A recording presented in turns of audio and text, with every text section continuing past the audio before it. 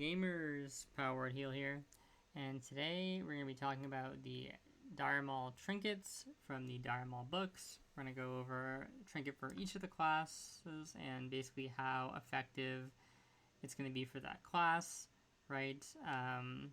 We'll basically explain why I think it's that way, how it compares to the alternative options, and yeah, I think this one shouldn't be that bad.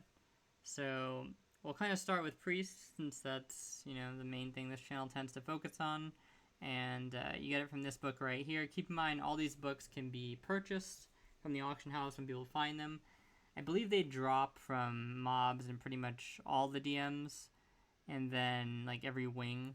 And you can also find them on the ground. There's like these little books on the ground, and sometimes you open them and they have nothing. But sometimes they could have Quell Sarar, or they could have one of these, or it could be a Librum, which are for enchants. So this is the Priest Trinket, and basically what you do is when you actually get this item, you just turn it into an NPC in Maul West. It's called the Library. It's the last room of that instance. You can also access the library from Maul North. At the start of Maul North, there's a... if you go into the courtyard and you go like to the left, there's a door, and you open the door with the key. You can walk through it. I think there is sometimes like one mob patrolling, so be mindful of that. But yeah, you just walk into the library and then turn in the quest, and you get this trinket. And this trinket is very good for Priest. I think part of it, what puts it really over the top for me, is the fact that we're in Molten Core, soon to be Blackwing Lair phase, and the trinket gives 10 fire resistance. It's actually like really nice that a lot of times you just see items, they kind of have like random resistances on them, I would say. Not totally random, because most of the MC gear has fire resist, shadow resist, and arcane resist, and all those things, do go out in MC. But primarily, you really care about the fire resist, and this trinket, it's great to see that it has some fire resist on it. I would trade it for, obviously, pure healing stats, but if you're going to put a resistance on it, I'm glad that it's fire.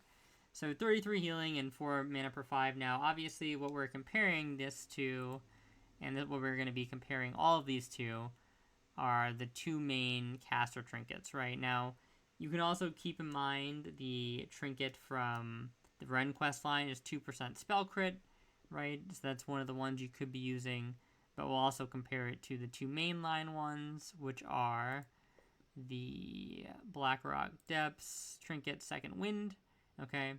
And the trinket from UBRS, which I'll get to in a second. One thing I want to note about Second Wind is I view this as mostly like a 22 healing trinket. The effect, it's nice to have an effect, but like over the course of a whole instance, this is just not very strong.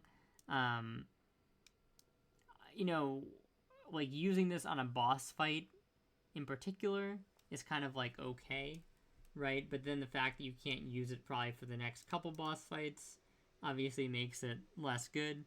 So when I look at this item, I'm not really viewing the effect of the item as like a super big deal. It's so inconsistently used, and if you're using it over a long period, it averages out to quite a little bit of mana. So just something to keep in mind there. It is something, but it's not something crazy. You can swap this item out, obviously, when it's on cooldown. So that's something you can do if you care to min-max to that degree. So let's look at the UBRS trinket right here. Go into UBRS, Upper Blackrock Spire, Jed, and this is the other one, the Rune Watcher trinket or the Briarwood Reed from Jed. So basically 22 healing and 29 healing for us as a healer. So I'll go back to Maul. Looks like we're under arrest. Books right here, right? Okay, so yeah, so you see that obviously this beats out both options just in terms of raw healing. It has a resist on it and the MP5, so it's basically strictly better than both of those. Typically, I just replace, you can replace Reed with this and then use the effect, and then you could replace the Angerforge Trinket with Reed, that'd be like the standard way that you can do it. Sometimes if you're in a group that's moving really fast, it can be annoying to do trinket swaps, but most of the time it's kind of fine. If you wanted to just use this and read, that's fine. If you wanted to just use this and the Angerforge Trinket, that's fine. The amount of healing difference between the read and Angerforge Trinket is 7. Again, by the time that gets past the spell coefficient, it's like 3. So if you just want to use this and have the Angerforge Trinket out, that's fine. You're not really losing anything. But yeah, this is a pretty solid trinket. Now, the one thing that this is going to kind of compare to that also is within Dire Maul, right, is the trinket from Dire Maul West from this boss right here, which is 11 mana per 5 seconds. Now, this trinket is pretty strong, for sure. It's basically just like a, not quite as strong of a version of the Shard of Scale, which is 16 mana per 5. So if you have the Shard of Scale, that's also something you'll be considering. And let's go back to the books here. So how I would probably do things is I would run this trinket with 1 Mind Tap Talisman. You can run 2 Mind Tap Talismans because they're non-unique, but it's a pain to get to because the drop rate is low. And sometimes it's hard to find people to run DM West. And also, most of the time, you're not going to get people to just help you farm the Mind Tap Talisman off the second boss. It's very difficult to do that. Like, you're mostly just doing full runs, and the runs can be kind of long because the instance isn't the shortest instance. It's not the longest one, but not the shortest one either. So, yeah, I would probably just settle for using this and 1 Mind Tap, or this and a Shard of Scale. If I had Shard of Scale, then I may just neglect this altogether and do 1 Shard of Scale and 1 Mind Tap, right? But obviously, like, if you have, if you don't have Shard of Scale, you don't want to get 2 Mind Taps, then this is a great option. Regardless, this is a good starter option. This one's probably going to be somewhat expensive to start because trinkets are obviously like the hardest items to get, and this is a pretty good one. So you might have to pay a little bit for this if you want it on like day 1. Especially if you already have the 2 normal trinkets, like the one from Angerforge and the Reed, then getting this on day 1 not really that important. So you can obviously just wait until the price crashes. A lot of people are going to be doing DM. The price will eventually go down. So just something to note there. But yeah, that's pretty much the Priest Trinket. I would say very good. It's one of the better ones. It's probably the best one. It's close though. But yeah, I'd say it's probably the best. So going to Druid next. This one very, very solid. Plus 44 healing. Same 10 fire resistance. I believe they all have the fire resistance. So we won't be seeing that change. And we already went over the other trinket options, right? So you can see this is just clearly superior to something like Reed or the Angerforge Trinket when the effect is not up.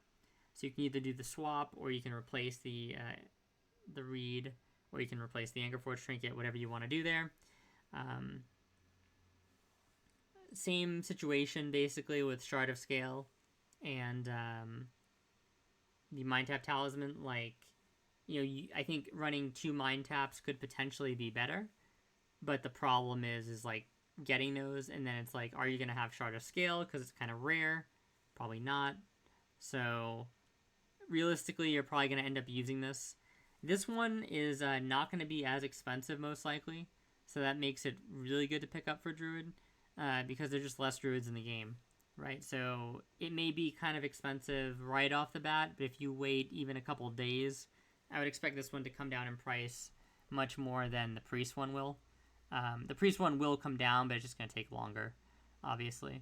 So one of the things I really do like about this trinket, about it being pure healing, is that in my opinion, and I'll do a whole video on this for Druid, but I think the most effective way to play Druid in WoW Classic, especially early on before pre-Blackling Lair, is that you want to play primarily for utility.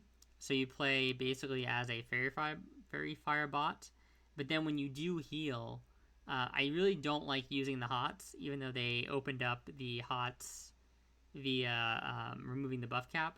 I think that's kind of a bait, actually.